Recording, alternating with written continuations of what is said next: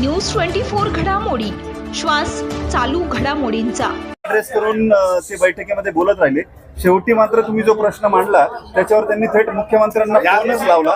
Phone लागला नाही ही बाब वेगळी, मात्र बैठकीत तुम्हाला निधी मिळाला नाही, मावळला निधी मिळाला याच्यावरूनही त्यांचे आमदार आणि तुमच्यामध्ये जरा वाकयुद्ध रंगलेलं दिसलं.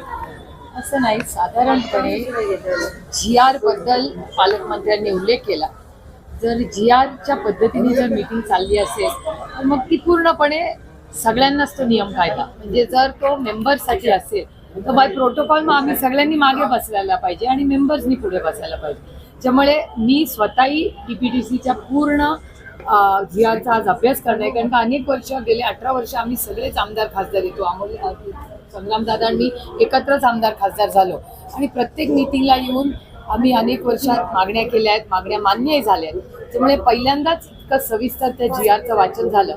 त्याच्यामुळे तर जर तो GR तसा असेल तर सगळ्यांनाच समान न्याय मिळावा एवढीच माफक अपेक्षा, कारण आम्ही काय घरची कामं घेऊन आलेलो नाही आहे. तिथे ज्या लोकांनी आम्हाला निवडून दिलंय त्यांची छोटी मोठी कामं घेऊन आम्ही इथे येतो आणि जे सत्तेमध्ये आहेत त्यांनी ती कामं करावी एवढीच आमची अपेक्षा. पवार साहेबांनी मागणी केल्यानंतर दादांनी निमंत्रित त्यांना बोलता येणार नाही असं सांगितलं. एकूण DPC मध्ये जे निमंत्रित सदस्य आहेत त्यांना, खासदारांना आणि आमदारांना बोलता येणार नाही असं सांगितलं.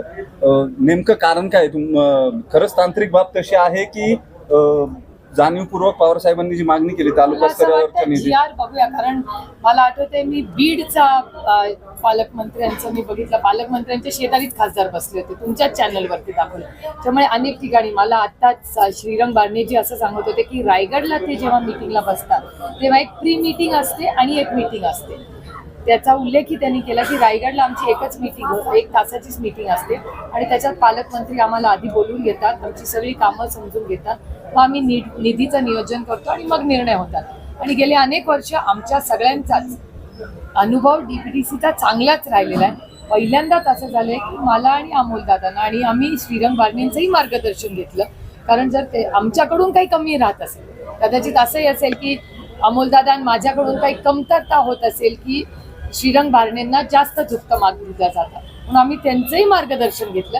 तुम्ही आम्हाला गाईड करा की आणखी निधी मतदारसंघात कसा आणायचा. सुनील शेळकेंबरोबर तुमची काही खटकाखटकी झाली निधीवरून? नाही, त्यांनी पूर्ण माझं ऐकलं नाही. मी असं म्हणले, मावळला दिलं त्याबद्दल आमचे आभार आहेत, कारण का मावळ ही महाराष्ट्राचा आणि जिल्ह्याचा महत्वाचा मतदारसंघ आहे. जो न्याय तुम्ही मावळला देता तोच आपण बारामती आणि शिरूरला द्यावा एवढीच अपेक्षा होती.